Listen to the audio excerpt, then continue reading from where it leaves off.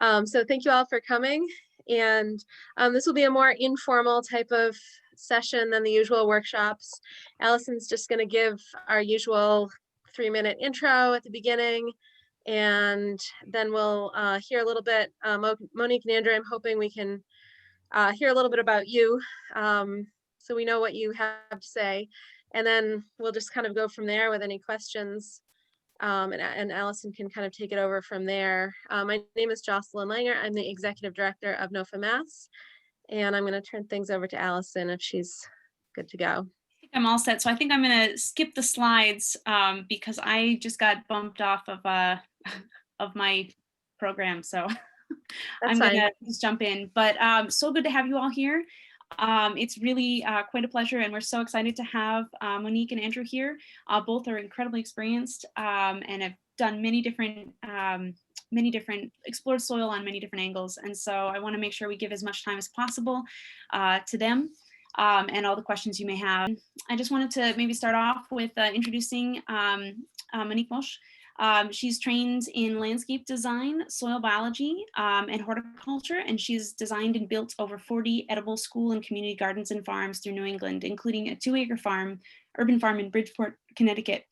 She's also a business leader and community food activist. She has founded and run a nonprofit entities, including Green Village Initiative and Wiggle Room. Wiggle Room is a vermicomposting company based in Bridgeport, Connecticut that seeks to bring soil back to life by creating and distributing highly nutritious compost using food scraps sourced from local organic restaurants. She works with Connecticut NOFA as an organic land care coordinator and soil health technician, and Monique also teaches how to grow your own food classes and speaks on healthy soil and community gardens, sharing her knowledge of regenerative agricultural practices, microscopy, community building. She also writes feature articles on regenerative farming. And also really pleased to also welcome Andrew Brousseau. He's the head composter at Black Earth Compost, which is also one of our sponsors today. So thank you so much for being here. Black Earth Compost was founded in 2011. It's based in Gloucester, Massachusetts, with a mission to collect food waste, process it into nutrient-rich compost, and return it to the community. With over 18 trucks, Black Earth Compost is dedicated to collecting food scraps from residents, schools, supermarkets, colleges, and more all across eastern Massachusetts. And they are also a vertically integrated company bringing their compost material to customers and selling it in garden centers across Massachusetts and southern New Hampshire. Thank you again for Black Earth Compost for also being our sponsor, as I've mentioned. But Andrew is also been engaged with the Massachusetts Healthy Soil Action Plan, which seeks to protect and enhance all soils across Massachusetts and help communities and organizations reach resilience and sustainability goals. High quality compost can recolonize and reinvigorate the soil with healthy soil biology, jumpstarting soil building processes and enhancing water and nutrient holding capacity and sequestering carbon. So there's a lot of potential right in the soil beneath our feet. Before we jump into this discussion and also all the questions you might have for our presenters, I just wanted to say again, thank you for the sponsors. And if I can get that slide up there at some point, I will. But I know you've seen the slides for all the different people who have sponsored us, and I just want to really thank them, and also to visit the virtual marketplace if you can. There's a lot of incredible vendors there who do amazing work and have products there as well. And I want to also make sure that I acknowledge the fact that, and I know you've heard this also if you've attended the workshops today, but being really aware of the land that we're on, and also the commitment that NOFA Mass has to really diving in and looking into all the different challenges that make up the land structure that we are a part of today. And so if you haven't yet been able to look at the native land map to the people who are here before European colonization, please do that and just take a moment to get a little bit of that sense of history, and also all the pieces that have impacted land ownership and how land is used today. And now I think we'll just start with the session. I want to give Monique and Andrea just a quick chance if they have any opening remarks that they want to make, or introductions. Beyond that, I just wanted to give that space. My name is Andrew from Black Earth Compost. I have been with them since 2011. I run the compost side.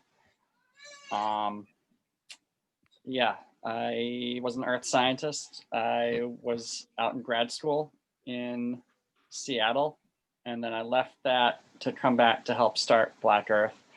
You may not realize this, but Massachusetts is actually a leader in the nation, and they put a ban in on food scraps going to landfills. And that's really why I came out here, was to come back to my hometown and help start the business. And Massachusetts has really led the way. You might not realize that, but and so I can talk about compost. I can talk about nutrients. I don't really have a green thumb per se. That's my wife, and that's the farmer friends that I have. But I more have a brown thumb. And I can talk about soil. But the other thing I can talk about is like fertilizer, like the global fertilizer trade, and where nutrients and fertilizer come from, and where like recycling food scraps fits in. Okay, I guess I'll go. I'm Monique Bosch.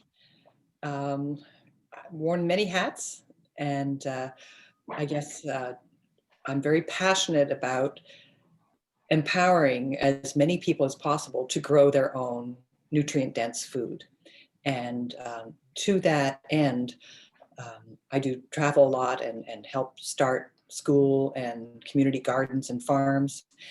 And one thing that I've always felt was lacking was the ability to be able to grow the healthiest food possible. And especially when, for example, when we built on an abandoned strip mall in Bridgeport, we had to bring in soil and build raised beds because it was asphalt 6 inches below the weeds. So that was a challenge. And then we found, we ran out of money to buy any fertilizer or any kind of input. So I said, well, I have this worm bin in my dining room. And we started making compost tea with that, the worm castings. And that was like mind opening for me to be able to inoculate that fairly sterilized garden soil and bring it back to life. And since then, that soil has been incredible in those raised beds. And so that's why when my son came back from college and said, I actually just want to start a business. And someone was throwing away these worm composters on the West Coast. We paid $5,000 to ship them here. We donated a lot of 10 of them. We kept 26 industrial sized worm bins, and we started Wiggle Room. And that was 6 years ago. And we're not great at marketing or anything like that, but my passion really is to teach about it, to get other people, farms, municipalities to start worm composting and using compost tea, because I really have found, and those that have also been using it, have found it is the answer to bringing soil back to life, growing healthy food, and nurturing nature and the microbes in the soil. So very passionate about that. And I could certainly answer questions about compost, worm castings, compost tea, microscopy. I have my microscope here. If anyone wants to see how to use it quickly, we can do a quick tutorial, but I know time is limited. So yeah, wherever you want to take this, really, it's up to those of you that are here. Monique, I know you had mentioned that you had a video showing that I thought might be a fun thing to start off with, but just talking Sure. about anaerobic organisms and sort of the shift. And I would be very interested to see that, but I know, and that might be kind of a fun thing for other folks to see as well. Yeah, it's like 3 minutes long, but I guess it needs a little bit of a preamble. For those of you who did attend the 11 a.m. Session, I did talk a lot about and showed aerobic and anaerobic microbes. And what we're finding is the anaerobic are the ones that we really don't want to replicate. So if you say you have a compost pile, it ends up getting too wet and not enough oxygen in there, it will become stagnant and probably smelly, and it becomes what we call a stinky pile. It's just too high in nitrogen. And so what happens is the anaerobic microbes take over as opposed to the aerobic, or those that prefer an aerated situation. So when you're doing compost tea, it actually should be called aerated compost tea, because the main process is injecting oxygen into water, bringing in a source of microbes, which we found with worm castings having the largest, most diverse population of microbes is the best to use.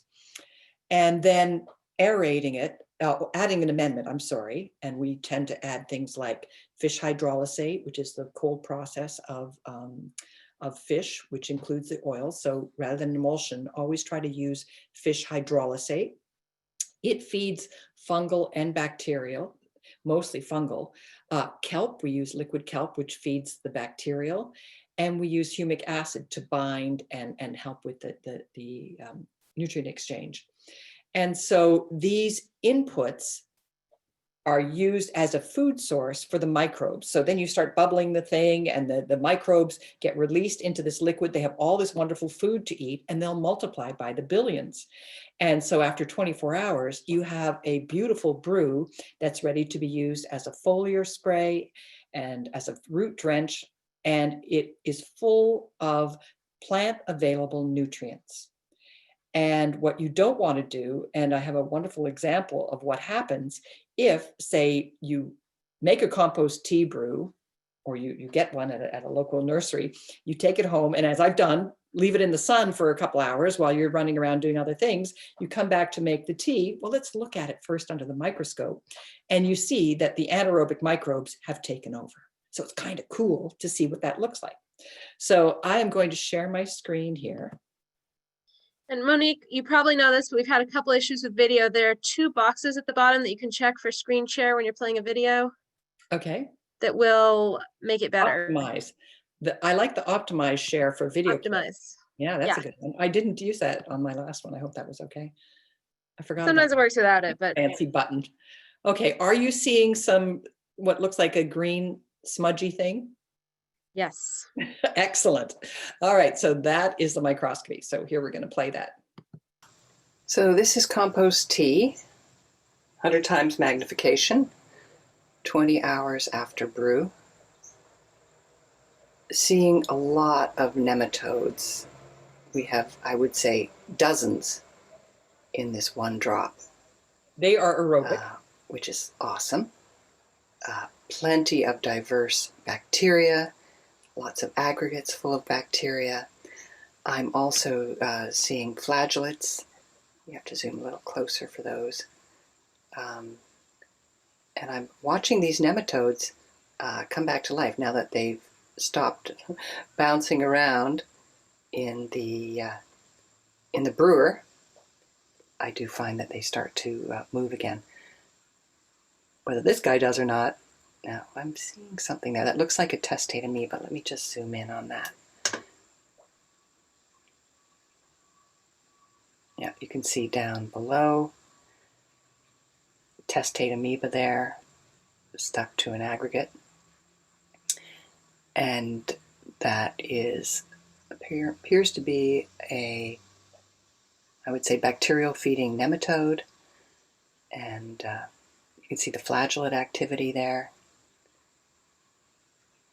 So, looking good.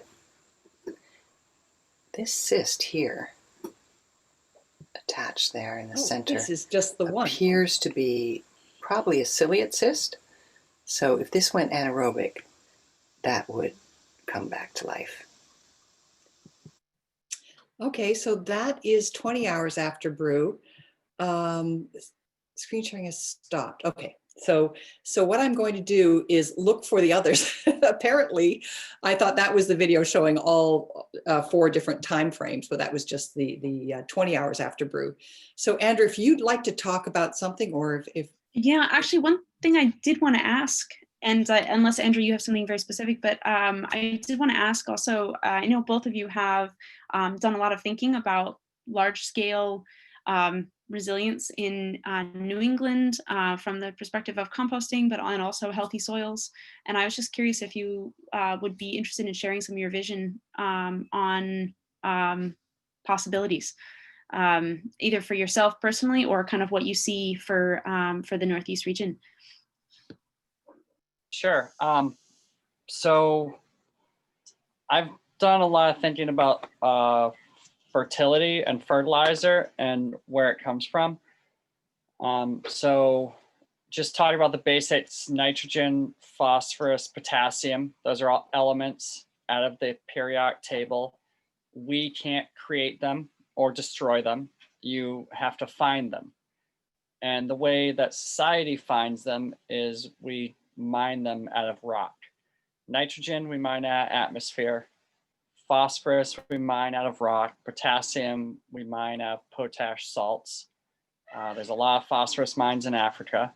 There's also a lot in Florida, a lot less. But so the way society does it is we mine that stuff, we process it, we ship it across the ocean, we apply it on our fields or farms, and then we make food and we use it once. We use that atom of phosphorus once, and then we lose it either to the landfill, to our excrement, or to the ocean. And there's also loss along the whole way where you're losing these nutrients. And so what we're doing at Black Earth, and what composting does is, in general, is we're capturing those nutrients and we're processing them into something that can be used, so that that atom of phosphorus, we can use it a second time to grow food. You know, because right now society, like, they have to go back to the mine in Africa to get another atom of phosphorus to use. And what we're arguing is every time we mine an atom of phosphorus or potassium or calcium, let's use it twice before we have to go back to the mine, you know, or even like 3 times would be great. And it's going to make it more efficient for society in the long run, because mining is very hard and it's very energy intensive, and it generally hurts the people who live there. And so I'm not saying that we shouldn't mine, but I think we're always going to have to keep up. But for every atom we do mine, let's use it twice or like 3 times before losing it. And so what that means is that compost sites and other, you know, recycling facilities in New England, they become sources of fertility for their local region. And they can, like, that's useful like in times of need. Like this year for COVID, we had a lot of demand from people who wanted to start, you know, who had soil who they couldn't grow in, and they called on us. Like so the town of Salem, they tore up a baseball field and they took 3 tractor trailers of compost and they turned it into a farm in the spring because of COVID. And then they grew food there all spring or all summer. And so that's like an example. Like, we were there. If there wasn't a compost site, like, where were they going to get that fertility from? So I think people need to remember that fertilizer and like fertility, we're talking about elements in the periodic table, and they come from somewhere. They're not destroyed or created. They are things that we can either lose or use. Yeah. We have a couple of comments in the chat, but I'm wondering if folks want to respond to anything Andrew just said before we turn to the chat.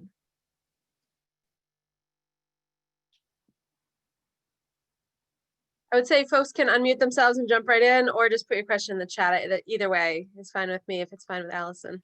Yeah, it's an opportunity. Just because we have the community here and able to talk, we can unmute if you I know there was a question about bokashi composting and anaerobic things. I don't. And again, if anyone has any direct comment to some of the things Andrew said, but that's also an interesting question.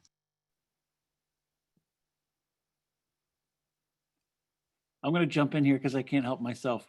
Going back to Andrew, along with, the, your concept of reutilizing elements through the composting process, what are your thoughts on the microbial community that you're creating in your compost and bringing that to areas where there's already an existing mineral component because of the base soil that's there? So in conjunction with the elements that you're recycling in your compost, you're also bringing an active microbial community that is also mining the minerals from the subsoil, the base material that's also there. So you're kind of getting a win-win. What do you think about that? Yep. So that's that's an exciting thing that actually NOFA has really turned me on to in the last 3 years, is just the whole idea of regenerative agriculture and how we're really trying to get the plants to do the work in the soil, do the mining in the soil. And I don't think composting, if we composted all the food scraps and all the human excrement, we wouldn't be able to make enough nutrients to supply industrial agriculture for sure. But agriculture in general, because there's so many more losses of nutrients. And so we really I think compost can be a medicine for the plants to give them a jump start to then be able to do the work in the soil, to help the soil microbes do the work to get those nutrients available for the plants.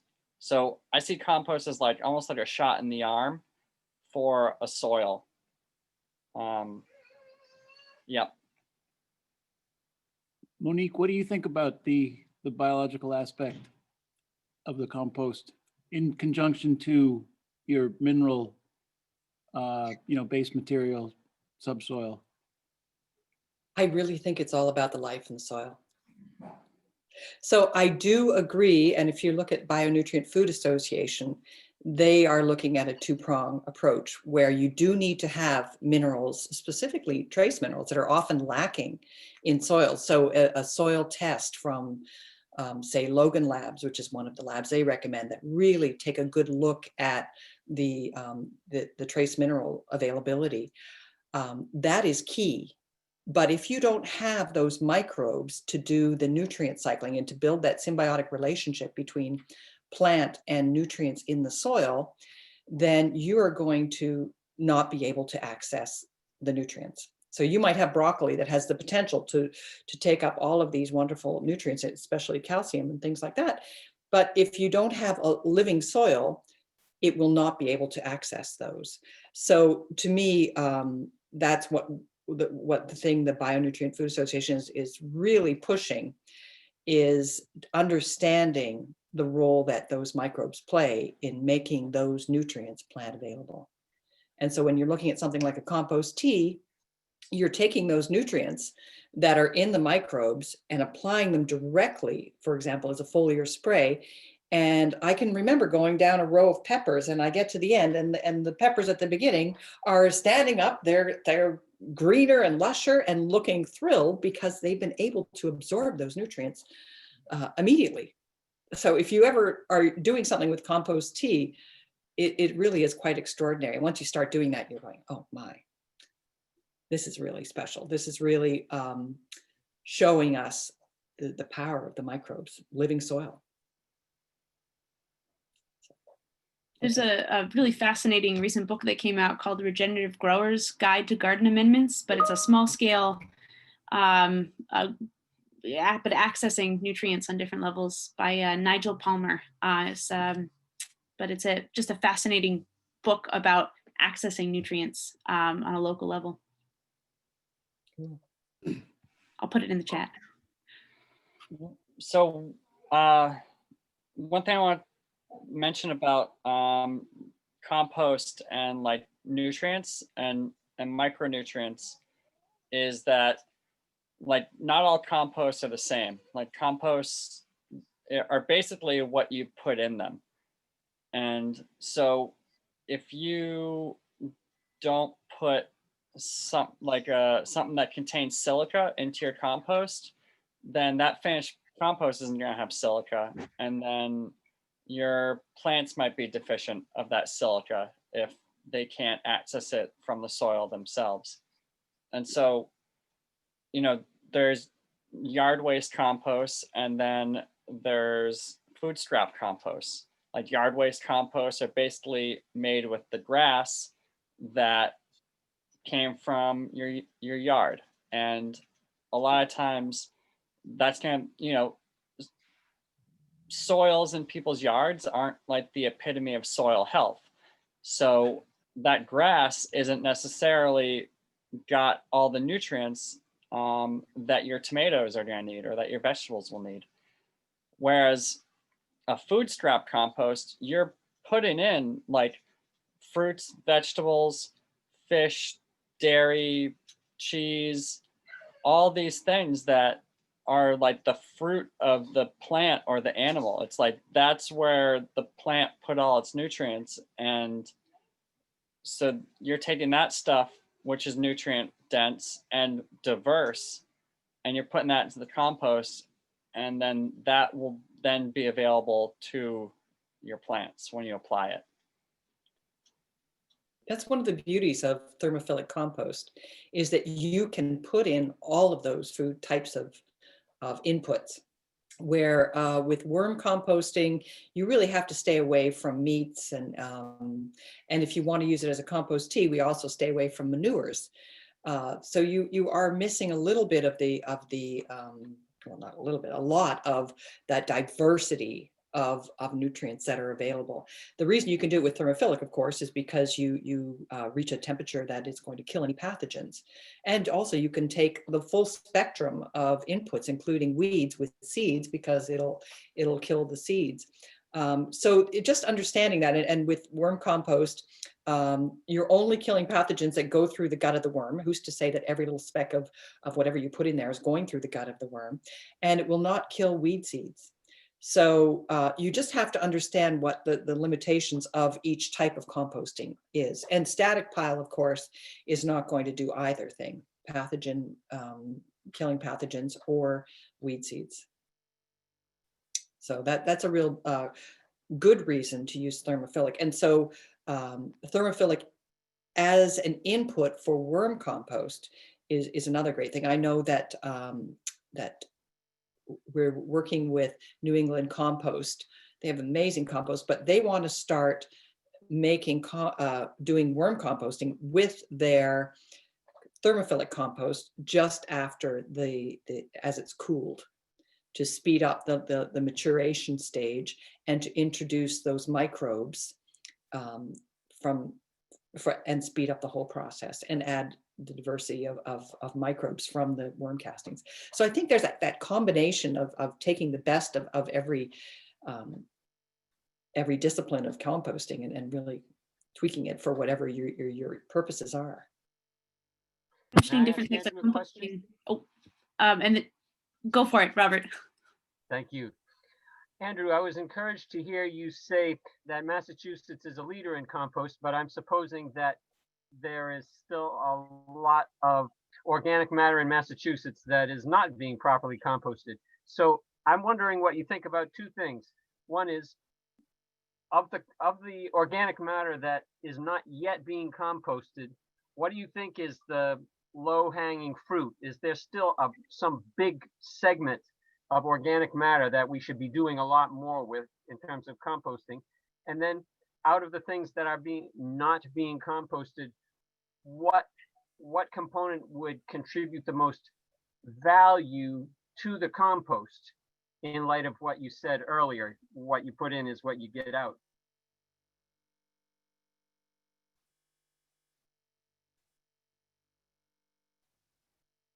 I think food scraps is the low hanging fruit. Like they're not all being composted. There's some still going to the landfill or the incinerators, and to make energy, and vegetables don't burn well. So there's that stuff that still has potential. There's biosolids. Those are not really being utilized. It's too bad. It's too bad that they're mixed with wastewater, which can contain basically whatever goes down the sewer. But I think if we could separate urine out and prevent that from going down the sewer, like that's a great nutrient source. But I think we're at least like 30 years off from that. So yeah, I mean, I think any of those have a lot of potential. Another organic thing would be wood waste. So wood waste is getting turned into bark mulch, which is arguably, I don't know, not useful, or like not the best use for wood waste. So I mean, I don't even know if bark mulch is great for what it's used for. Like, I think it might even, like, half the reason it keeps weeds down is because it's depleting the soil of nutrients. So I think that stuff could be like turned into compost rather than just turned into bark mulch. Have you heard about the Johnson-Su method? No, what's that? That's a high carbon inputs to create a high fungal compost. And so if you look up Johnson-Su, and Su spelled S-U, bioreactor, it's fairly easy to build. They're just using a pallet and drilling some holes and creating some a mesh and filling it pretty much with the wood chips, maybe some straw, very moist. Water is key input. And then they'll put perforated pipes in there for 24 hours. Mm-hmm. Then after 24 hours, you've already created enough fungal mass that you can remove those pipes, and now you have aeration in the middle of your pile. You have a very simple irrigation system that runs for a minute on the surface every day. You have it sit there for 6 months. But after the 6 months, you've created this high fungal compost that sequestered all the carbon, and it is actually really, really special. So this season, the plan is to work with that and try to get some high fungal compost made out of it. But I know they have a video on, so if anyone wants to look that up, Johnson-Su method, it's called. Was that in the Natural Farmer like last year? Exactly, I'm not Andrew. sure. I saw them speak at, I think it was a NOFA conference. Yeah, so Yeah. they did a section on fungal, I think it was fungal farming, but they some experiments on that, but it's fascinating. Yeah, I do remember seeing that in the Natural Farmer. That was interesting. Yeah, one thing to remember about composting is like the food is the carbon, the wood, the leaves, that's the food, the sugars. The food scraps or your green amendment, that's just adding moisture and nutrients. So you want to think of that as a tool, whereas the carbon is actually the food, and we're using the food scraps or the manure as a tool to break down the carbon. And obviously, And they're using the microbes for the same reason. yeah, it's like the nutrients in water are a tool for the microbes, and the microbes are eating the carbon, the wood.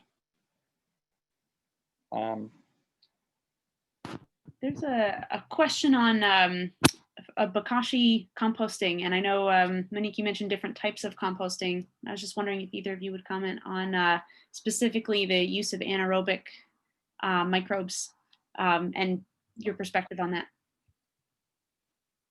Andrew, do you want to go on that? Yeah, I've never done it. I don't know much about it. I know it's totally anaerobic, but you like add a microbe that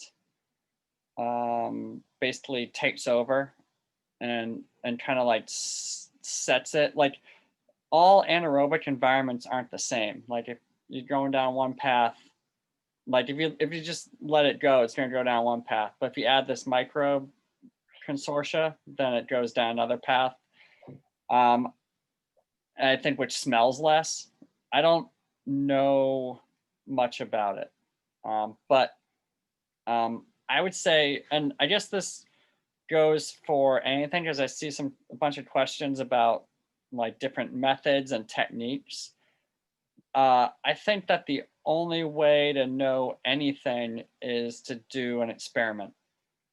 So, you know, like someone's asking about what to do for their lawn, someone's asking about solarizing.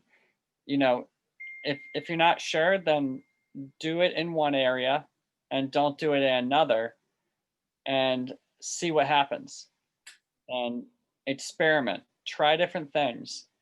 And, you know, so with bokashi, try it in one pot and then don't in another.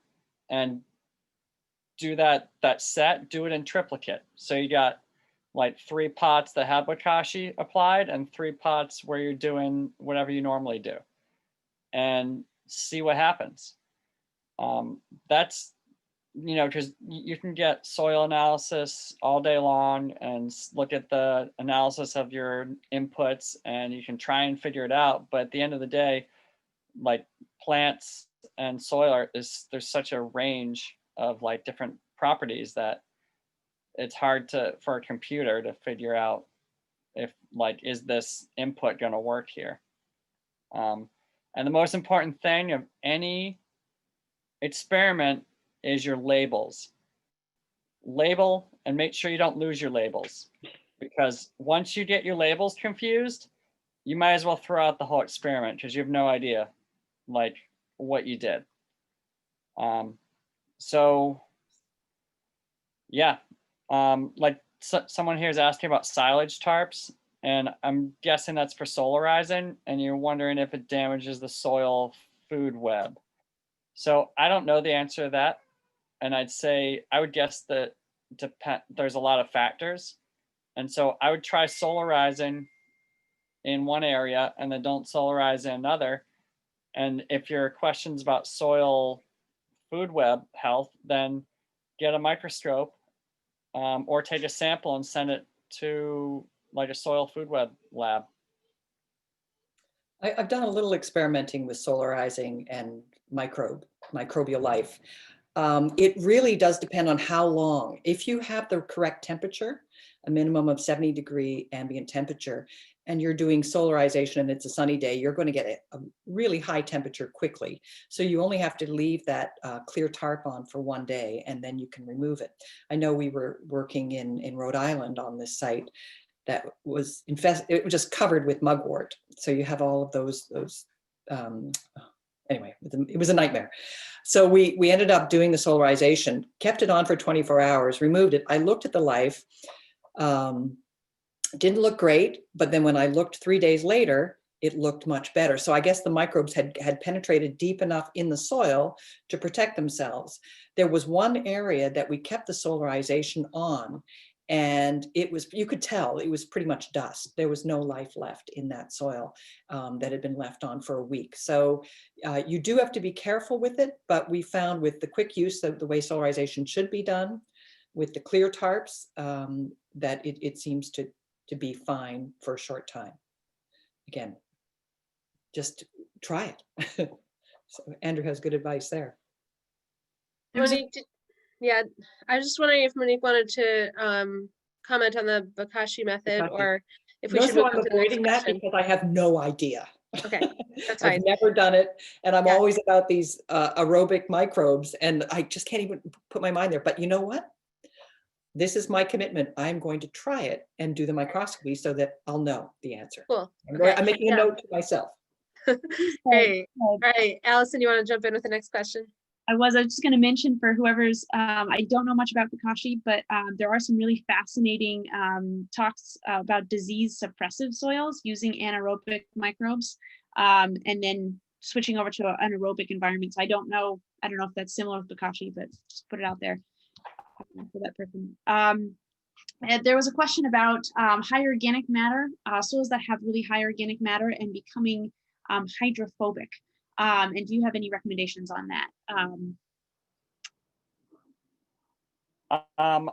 I don't really know. I mean, why is it hydrophobic? What kind of organic matter is it? I know like things like peat can shed water. I think the person who answered the or asked the question, if you want to unmute and clarify, you're welcome to, Tom.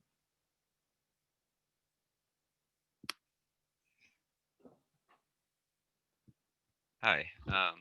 So yeah, we just have, so our soil is probably like a foot deep of compost. And if it dries out at all, like if the surface becomes dry at all, it just sheds water. And I've read that it's like the compost producing a lot of lipids that coat the soil surface. So yeah, I was just wondering if you guys had any recommendations for that. Do you have like, how big is your field of this? It's a small urban farm, so it's like 4,000 square feet. Okay. I mean, you could try getting like a sandy loam in there and like cutting that down. So to think of it on a smaller scale, like raised beds, you know, I don't recommend filling a raised bed 100% with organic matter. I think you should have a real soil in there.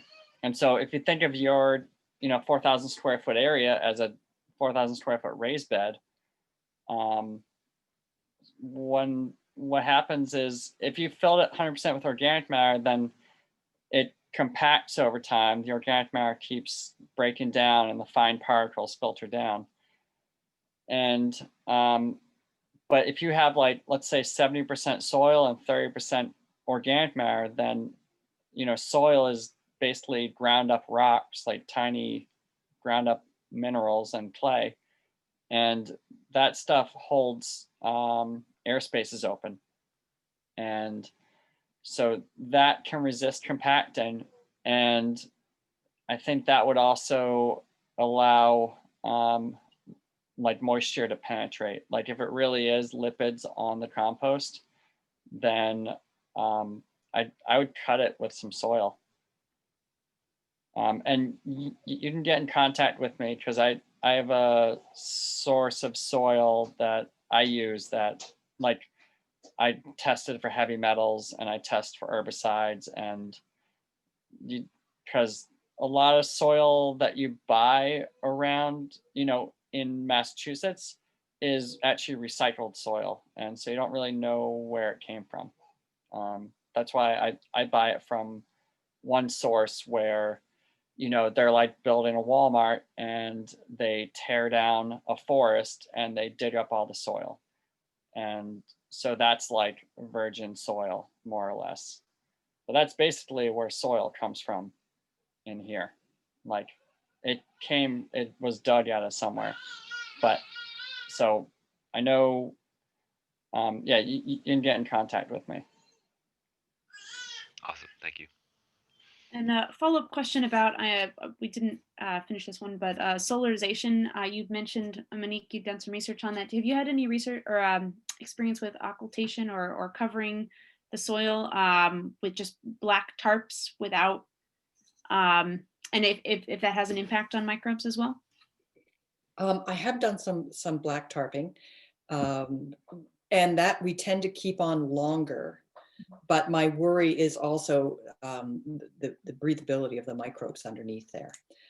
So depending on what the tarp is and what it's made of. So I've found that it's not great to leave anything foreign like that on soil for any length of time. That's why I like the solarization. You can do it really quickly. But I do know it's better than tilling. So if you can try to find that balance between trying to kill the whatever probably weeds that you're dealing with there, and keeping that soil as alive and healthy as possible. So making sure that it retains the moisture, it doesn't dry out and or suffocate. That seems to be key. Since you brought that up, can I add a follow-up to that question? Go for it. It was this is Tony who asked the first time. I guess the thought that I'm having is around succession planting. And some people are saying that because with each successive planting, they're adding so much compost that the use of like silage tarps for longer periods of time, say like 40 days, to kill off the whole root system of a cucumber plant, and then, get one more set of radishes out of it or something. I'm not sure what to, think about that. I sort of thought the same way that you just mentioned, that long-term use of a tarp on top, whether it's clear or not, is going to kill soil life. Yeah. Well, what about cutting the plants at ground level, and they maybe intercropping with the radishes, and then everything would winter kill? Absolutely. That's a great suggestion. I'm just starting to experiment with even using tarps at all with my succession planting. That's what I've been doing, is what you just suggested, is just cutting a plant down, putting something else next to it, mulching on top of it, all those types of structures. Thank you very much for addressing all those parts of the question. So another question about ways to analyze soil health, specifically bacterial to fungal ratio in the soil. There's a soil chemistry test, but how do you do the, where do you get that number or that testing? I do it with the microscope. And so what I'll do, in fact, I have a sheet. Why don't I show you my sheet? Let me screen share that. This is a template. Make sure I have the right. Okay, it's this one here. And I'll go to the template. Can you all see that spreadsheet? Yep. I can't see anybody's face. So Yeah. if nodding isn't going to do it. Okay, so you're seeing this. Let me just focus in on this one here. So this is what we learned when we took the microscopy course from Dr. Ingham. What we'll do here, for example, with the microscope is we'll look at each field. Now you've got a dilution of 5:1, right? And you'll count the bacterial. Okay, well, you can't because there'll be too many. So we'll talk about that. But with the fungi, you would count, oh, I didn't see any there, 0, 0. Oh, here I saw a nice piece, the diameter, the color, the length of it. You would give it a value. And then you would have to dilute your bacteria. So generally 100:1, sometimes 500:1 to be able to count the number of bacteria. And you would change your dilution here. And then what you would get, and let's see if I can show you, once you input all of those values, down here, it will give you a fungal to bacterial biomass ratio. So I'm not going to do it now, but that is how we are calculating the balance between bacteria and fungi using the microscope. So I generally will look at it. At this point, I'm not moving so fast, I rarely sit down and do the dilution and count, but I do look there and go, you know, I'm really not seeing a lot of fungal, or wow, this is looking really nice, a nice balance. You sort of get a sense after a while of what is a nice balance of bacterial fungal. And as I was mentioning during the talk, if you're growing annuals, specifically brassicas and things like that, you can handle a lot more bacteria. Of course, if you have just bacteria, you're selecting for weeds. But as you move into more grasses or you know, closer to the woodland edge, strawberries and things like that, you'll want more fungal in there. So being able to use a microscope to get a glance at what your balance is really, I found very helpful and one of the best uses of the microscope. So I send mine to Soil Food Web New York, and they basically do what Monique said. They do a count, and yeah, I think it's about like $250, and they'll give you a count. it's time consuming. Yeah. But you can certainly do, if you want to get into that aspect. Again, it's a discipline of learning how to look at your soil under the microscope and analyzing it. I think also University of Maine, I think, does a biology count. And then there is another one that David Johnson uses for if you want a diversity. I'm not sure how they do it, but the genetics of the biology, but that's a different one.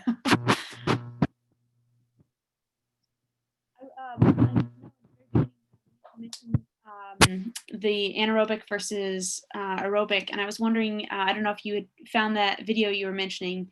I stopped looking because I wanted to pay attention to the talk. No worries. But I was just curious if you could talk a little bit about kind of the difference in terms of viewing those two things. If you are looking at your soil, you mentioned getting a feel for it, and I was just curious if you had some tips if someone is trying out a microscope at home, or just kind of getting a sense for indicators of high quality soil versus. This next video that I'm going to show you might be more useful, because that one in particular was compost tea over time. But the one I can show you now will show you different soils and what they look like under the microscope. So I'm just going to share that. Is that good? Should I do that? That's great. Thank you. Okay. All right. Well, I have to open it up first. So let me not share until I do that. I know it's, so bear with me. Andrew, do you want to talk while I figure this out? Yeah, I can. Someone mentioned something about the bokashi, and so the microbe that you're getting to dominate is a facultative microbe, meaning it can live in an aerobic environment where there's oxygen, or it can live in an anaerobic environment. And that makes a lot of sense. So you're basically getting this population grown up under anaerobic conditions.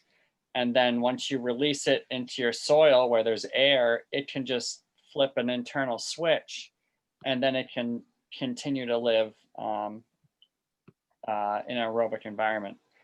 And whether that soil microbe is beneficial to the soil, I don't know. I'm assuming because people use it. But you know, there's also a lot of nutrients there that you're adding when you add the bokashi. So maybe you're getting a big response just from those nutrients. Like, one thing to realize is that, so anaerobic environments are gonna produce certain nutrients, or like make certain nutrients mobile, that like aerobic environments aren't gonna make mobile. Like in an anaerobic environment, iron is soluble, whereas in an aerobic environment, the iron precipitates out as iron oxide, you know, as like a brick. So, and there's a whole bunch of, like, most of the nutrients,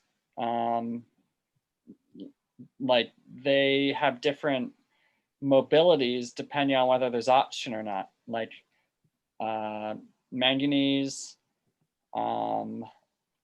magnesium, So anaerobic environments like create some nutrients to be available. Like, I don't think we should just shun anaerobic environments saying that like, oh, that's bad.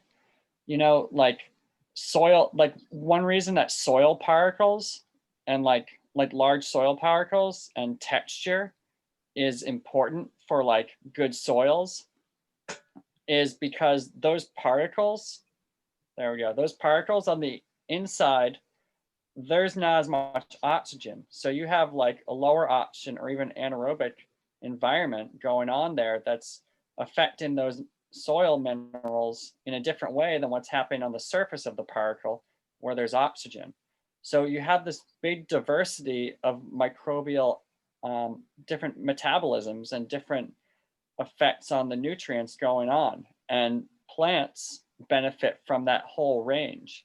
If you have a soil that's been like totally tilled and broken down and it's really just like a fine powder, then it's not going to have those like anaerobic pockets as well. Like when we talk about soil aggregates, the inside of those aggregates has less oxygen, and that creates a different microbial environment, which creates a different nutrient profile.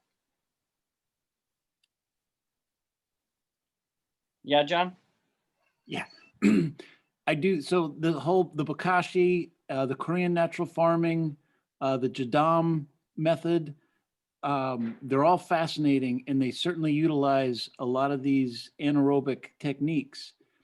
And I have a little theory. I'm coming at it from a soil food web perspective, which is definitely an aerobic perspective. And I think when the soil food web people look at healthy soils, what they tend to see are a lot of aerobic microbes. The KNF, there's no question, all these processes, the KNF, the jadam, they certainly make remarkable results in their growing techniques. When you look at them, when you look at those ferments that they're making, they're certainly anaerobic. I think that process is definitely utilizing the mineral component, because those anaerobes have a great ability to take that plant material and extract the mineral component. What might be happening, and this is my theory, is that when you take that and then bring it into your soil environment that hopefully is aerobic, you brought the mineral component in. The anaerobes probably aren't too happy anymore because you brought them into an aerobic environment and are probably becoming food for the aerobic microbes. So you might be getting this mineral component and you're getting a food source, because all these microbes are eating each other. You know, it's brutal in there. So you might be getting a bang bang. The real soil environment probably prefers to be aerobic. And that's where it gets pretty interesting, because you took this anaerobic material, but remember, you're bringing it into an aerobic environment. And what happens in a very short time period with all those microbes isn't necessarily an anaerobic process anymore. Yeah, I like that. It's thinking like, okay, these anaerobic microbes, they're like in the mineral, they're in the mine, they're in their home, they're able to like extract elements that aerobic environments can't. And then when you bring them into an aerobic environment, or like you stir up the soil and then oxygen gets in, you know, they're bringing their luggage with them. They're bringing those nutrients with them into that aerobic environment. And those nutrients probably weren't present as much because those are things you can't really extract in an aerobic environment. It's interesting. When I'm looking at these anaerobic microbes, I'm always amazed at how efficient they are at decomposing and consuming every little bit of bacteria. My worry with when I'm looking at that is that they are moving at such a speed. I'm worried that a lot of that nutrients that they're taking in, they're burning off, and for their own purposes. I don't know what species that reminds me of. Anyways, so the fact that they are, moving at such a rate and burning off the bacteria, there's no bacteria left to feed the plants. That's my only concern, and why I've not worked with anaerobic microbes. John, do you have a comment? I do think, and the other part of that, which especially if you're a vegetable producer, there are some pretty nasty organisms that you can create in these anaerobic situations.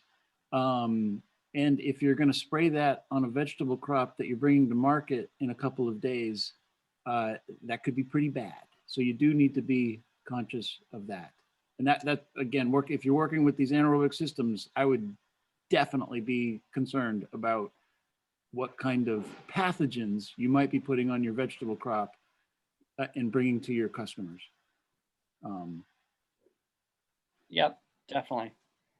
Monique, do you want to mention, I know you had mentioned in your talk earlier today, just talked a little bit about certifying organic certified worm composting. And I know worm composting is one thing that if you have something that has a pathogen, or you've got pathogens in the system from the sources, they can carry through. And I don't know if you have any comments about that.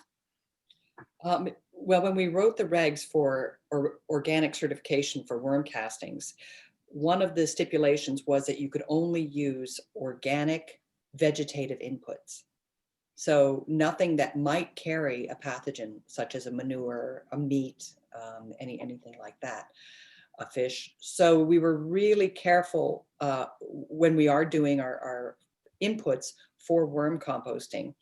Our only source of food scraps, for example, is from the organic juicer bar, where they only use organic vegetables. So that allowed us to get approved.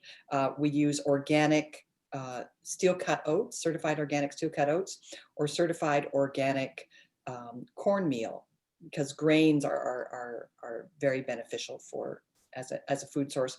And we use certified organic thermophilic compost made of leaves only. So vegetative inputs there.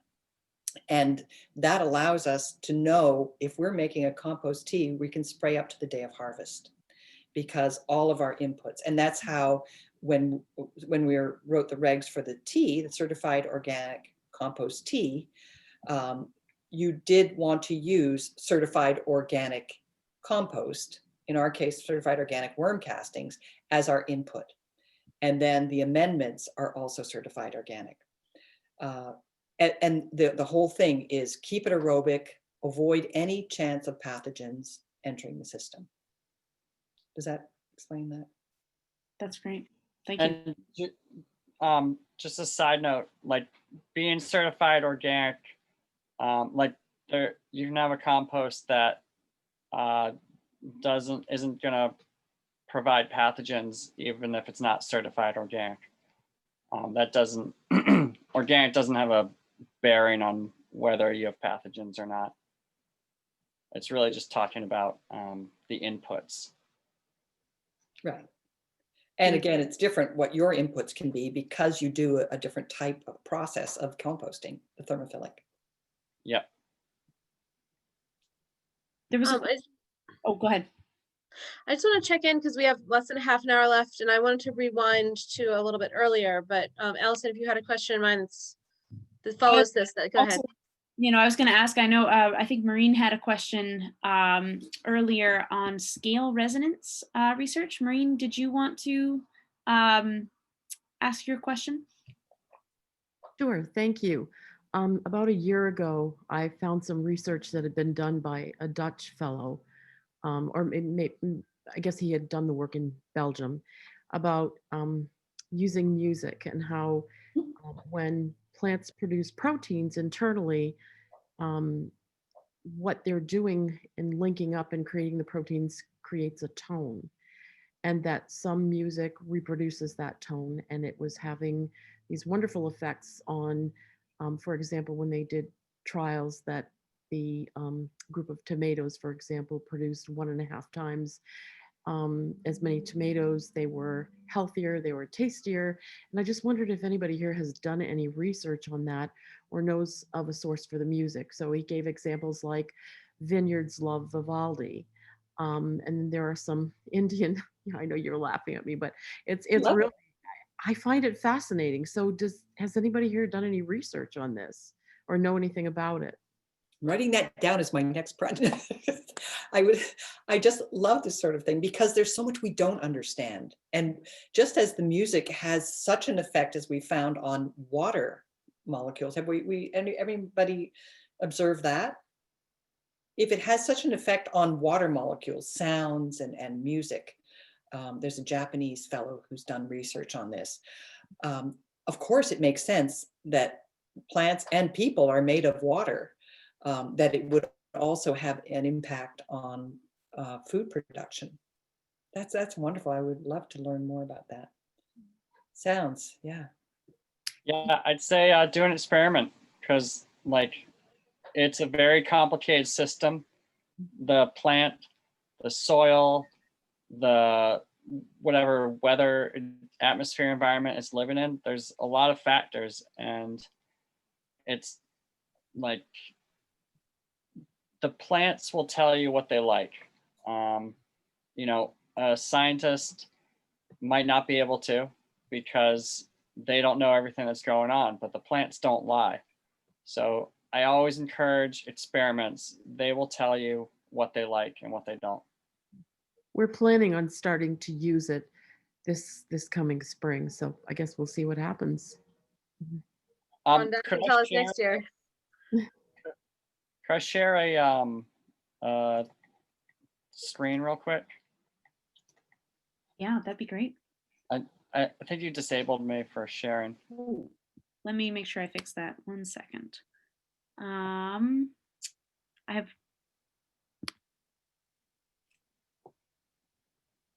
Let me try this. And try now. Okay. All right, so this is like how you would do an experiment. So let's say that the 3 different colors represent your 3 different treatments. Let's say yellow is what you've always done. Let's say green is solarizing, and let's say blue is playing music to them. So what you do is you set it up in these 3 different blocks, where each block has one of each. And then let's say you put this block maybe at the far end of the field, and you do the second block in like a wet part of the field, and then you do the third block in like a super sunny part of the field. So then, you know, each block or each like part of your field has each of the 3 treatments. You know, yellow is what you've always done, green is what you've always done plus solarizing, and blue is what you've always done plus music. And so then you do your experiment, and let's say if the blue grew the best in all 3 places, then you have a very powerful result. So that's how you do a solid experiment. And the key, again, is labeling. Label everything so you don't forget. Cool. Thanks, Andrew. The other thing that I wanted to get back to is I think Deb had a question relating to lawns. Deb, do you want to jump in and ask that question, or do you feel like it's been covered?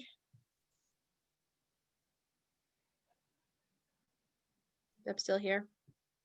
I think her question was about converting a lawn to more of an ecosystem. Yes. And whether that would involve some soil testing. Sure.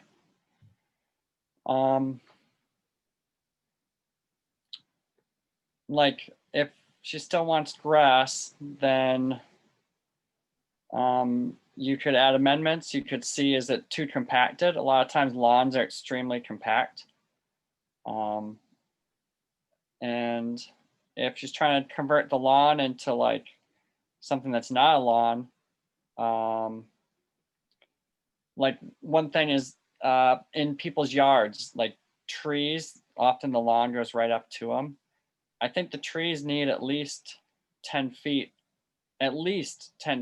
around them, where it's like a, their own leaf litter on the ground, because oxygen, like the grass gets first dibs on the oxygen before it gets to the trees. Like a lot of people who aren't in our world, and even like they don't realize that plants' roots breathe oxygen. Yeah, trees make oxygen, but the roots still need to breathe oxygen. So I think, and when you're talking about your lawn, I think you should think about the trees. Andrew, a quick question, follow up on that. If you put compost on the surface and you have compaction down below, does that help with it, or do you recommend somehow getting aeration in there? Does that, if you notice, I don't know if you've noticed a difference with that. Yeah, I mean, if you just spread compost on top of a very compact lawn, then that compost might just stay there and might not get down, and it might just end up drying out and not doing as much as if it was in the soil. Like I think core aeration, where they come through and they take out plugs and then you spread compost and you rake it into those plugs, is a way to like start getting some air into that soil and getting compost down there. I mean, it's pretty intense, but it's almost like a remediation to this like unnatural environment we've created. What I've done with something like that is, as you said, aerate the lawn, then lay down cardboard and put compost on top of that. And then I'll start planting a cover crop. So something, daikon radish, for example, will penetrate. And that what I'm finding is that the roots will penetrate through, and it does take some time, but I do find it will break down the layer of lawn without having to destroy the lawn and dig it up and disturb the soil. So I've had good results with that and I'm generally taking lawn and putting in perennials such as asparagus or strawberries and horseradish, things like that. So I have had success in doing that in pockets of the lawn. That's really interesting. Thank you. Yeah, I was curious also if I'm just going to go to the next question and then I'll ask my follow-up question. But someone's asking if they can do a soil test now in winter. And I think this is Kim. If you want to follow up with anything, I know you're here, it looks like, so. I think doing soil tests now is great, especially for like, because if you wait till spring, it can take a while to get your results back. Oftentimes soil labs have discounts in the winter. Now, whether a soil food web test can be done and give you the results you want in the winter, I don't know. I would ask Monique that. I would not do a soil test for biology now, but certainly a chemical test, what you can do. Also, how much organic matter, cation exchange capacity, those sorts of things. pH. Yeah, because the soil microbes, they're doing very different things in different times of the year. Like in winter, they might be busy eating the like roots that got sloughed off, or they might just be in total stasis. And then compared to summer, when they're getting a lot of sugars from the plants, like they're going to be in a different state of activity, and different segments of the micropopulation will, you know, be doing something different in summer and the winter. And I don't think just taking winter soil and bringing it inside and letting it warm up is gonna like be the same thing as like a soil in the summer that's receiving sugars from the plants And is active, eating and multiplying. Yeah, agree. There was a question by Daniel a while back, and Daniel, I just wanted to invite you if you wanted to ask about mulching and how it contributes to healthy soil biology as compared to just applying compost.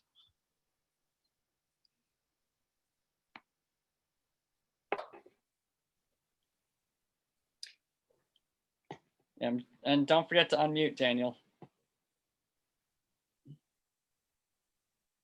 Oh, it looks like it might have moved. Sorry, can you hear me? Yep, we can hear you now. Okay. Yeah, so my question is basically just what I wrote, but I'm just wondering, like, so typically in my gardening, which is really just at like the garden scale, you know, I am applying, I'd say, mulch like more often than compost. And so I'm wondering, like, how much does mulch contribute to healthy soil biology as compared to compost? This is also a base where, like, I think the soil is probably fairly healthy to start with, you know, seeing like lots of worms and, you know, it seems like good soil overall, but I'm wondering, like, how much does mulch help with that, or how much can mulch build up healthy soil? What mulch are you talking about? Well, I guess that's part of the question also, is like, how much does this depend on the type of mulch? Like, for example, you know, leaf mulch versus wood chip mulch versus, you know, mulch just from miscellaneous dried plant matter. Yeah.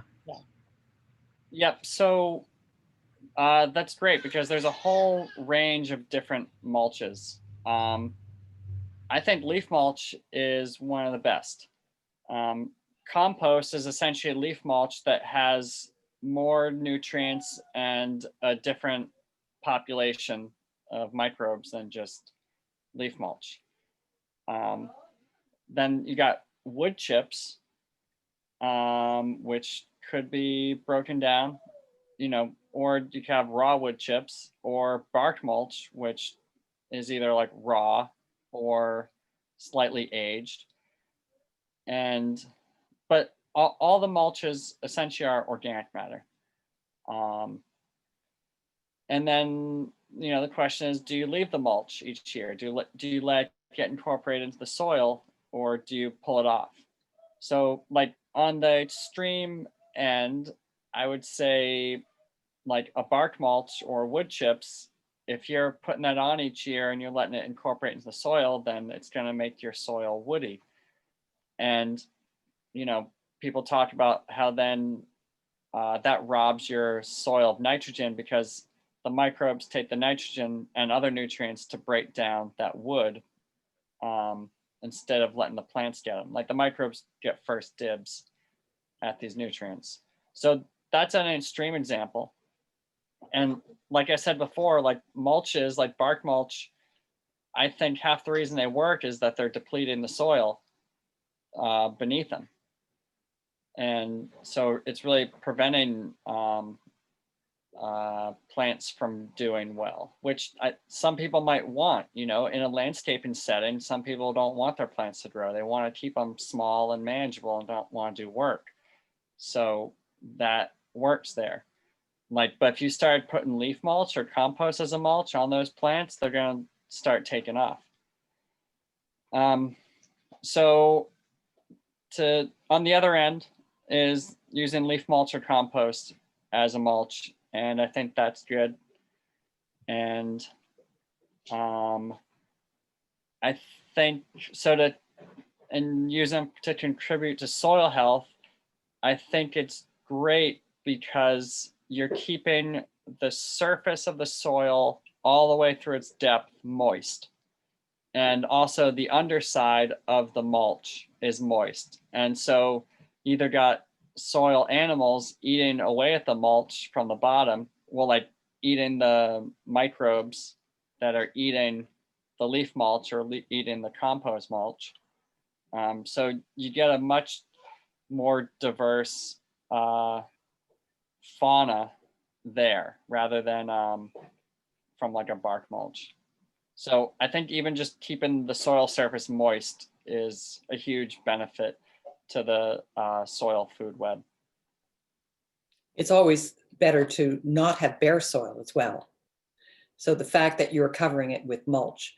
But when I'm looking at what would I rather put on the surface of my soil, bare soil would be the worst, but then I would think mulch, and then I would think compost, and then I would think, most importantly, food or plants growing there for as long through the season as possible. So that is really the best thing for soil health. So if you do keep something growing there, then the microbial population will keep going. The soil will stay alive and healthy, and you'll be building organic matter. So cover crops, for example, are a wonderful way to cover soil.